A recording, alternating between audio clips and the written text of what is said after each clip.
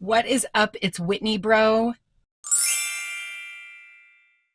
As you can tell from the title, today's video is going to be part one of my eyeshadow palette collection. So let's go ahead and jump right on in. I have two bins that I store my palettes in, a bottom bin and a top bin. This is going to be the bottom bin, which are the palettes that I use less. I'm going to be talking about them in really no particular order, kind of just size based off of how I grabbed them. The first palette I have is an oldie but a goodie, which is the Lit palette from Bretman Rock and Colourpop. It was never that great of an eyeshadow palette, but I loved Bretman, so I wanted to buy it, and it's one of those, like, I won't get rid of it because you can't get it anymore. And then next up we have the Sigma Warm Neutrals Volume 2 palette, and it looks like this on the inside. This is another one that you cannot get anymore. Most of these are going to be ones that you can't get, to be completely honest, because most of my eyeshadow palette collection is discontinued items. But they now have this in their long pan format, same shades that are in here, and I think plus a couple more. But this is a really good palette. I really enjoy it. Next up, I have the Ooh La La eyeshadow palette from Colourpop, which was one of their first 9-pan palettes. It looks like this on the inside, mainly pink with a little bit of purple in there. I really don't use this a whole lot. I kind of have it just to have it. Some of the shades have hard pan. They're not that great. Another one of those nostalgia, I guess, is why I keep it around. Then next up, I have the Jouer Tan Lines palette. This is also probably discontinued. It looks like this on the inside. I put this in a project pan, but even then I really couldn't use it, so that tells you why it's in the bottom bin. Next up is the Celestial Storm palette from Dominique Cosmetics. This I know is definitely discontinued because Dominique Cosmetics rebranded. I really love the color story on this and how big the pans are. If you can get your hands on this palette, it is a good palette to have in your collection. The next palette that I have, it's a Z palette, but inside the Z palette is the Cosmic Oasis palette from Drench Cosmetics. I don't know if you can buy this or not anymore. They are still around, but they mainly sell their deep space liner and some skincare items. I don't know that they have this palette specifically for purchase anymore, but the shades started falling out of it. The glue got all wonky, so that's why I had to put it in my Z palette. But I really do love the color story. The shimmers are beautiful. The mattes perform really well, so gotta love it. And I got the Z palette from Ulta. Next up is the Revolution Chilled eyeshadow palette, which looks like this on the inside. These are way bigger if you're considering buying one of their palettes with this type of a layout. It's way bigger than I thought it was going to be, and the pans are way bigger. I don't love the pressed glitters here because they're really, really gritty.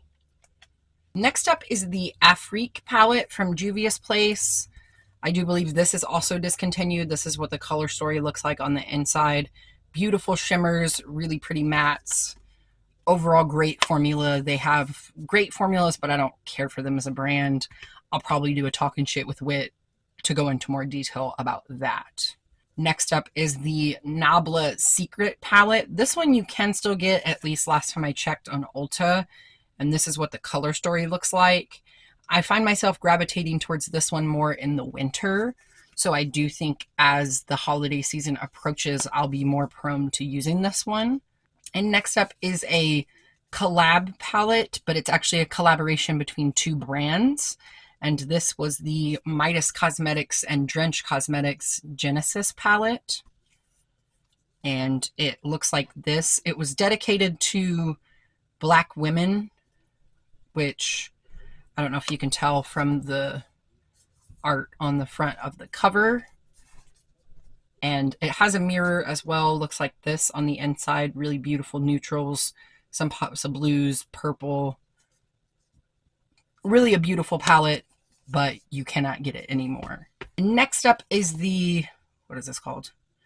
The Edge of Reality eyeshadow palette from KVD Beauty. which looks like this on the inside. It's basically separated from mattes to shimmers. Definitely stuck my finger in that shimmer, did not mean to. But it looks like this. The shimmers are beautiful. The mattes leave a lot to be desired, which is why the shimmers are significantly more used than the mattes. All right, we are moving along here. Next up is the Royal Affair palette from BH Cosmetics, which looks like this on the inside. It is a little bit chaotic of a color story. This one was actually a gift from my best friend, so no matter how much I don't reach for it, I will always keep it because it just means a lot. When I was first getting into makeup and eyeshadow, she bought this for me, so I'll always keep it around. Next up is a blast from the past that basically broke the whole internet when it came out. The ABH Norvina collection. I do think this palette was significantly overhyped. They presented it as though it was something limited edition so that a lot of people would flock to buy it. But here, like 6 years later, you can still buy it. So it's kind of annoying that they did that. But this is what the color story looks like. I would love this palette a lot more if one of these purpley shades would have been a black or like a deep brown, because there's just really, it's so random. There's really not a lot you can do, and these neon shades get hard pan really, really quick. But I paid like $65 for this, so I ain't getting rid of it.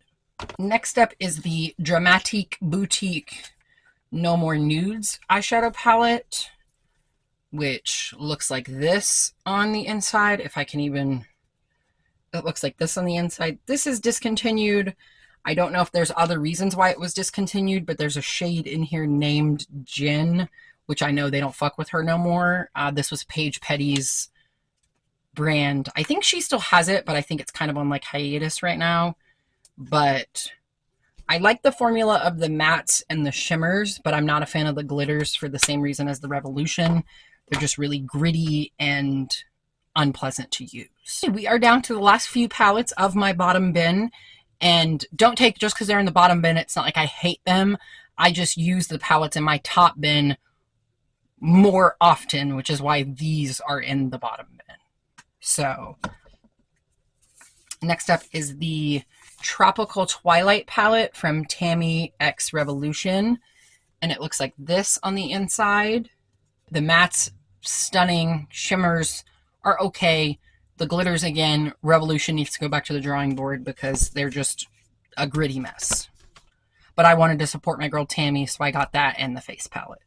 Up next is another collab palette from Revolution. This one is the Emily Edit The Once palette, and it looks like this on the inside. It has a lot of really pretty shimmers and mattes in it, a lot of rosy tones, violets, kind of your more, it leans more cool tones than warm. This shade right here is actually really pretty as a blush, which is why it has that spread around pan. But I really do enjoy that palette, even though it's in the bottom bin. No glitters in that one, so positive on that. This palette was my baby for a very long time. This is the Me, Myself, and Mama Mitchell palette. This was his palette before he came out with his own brand.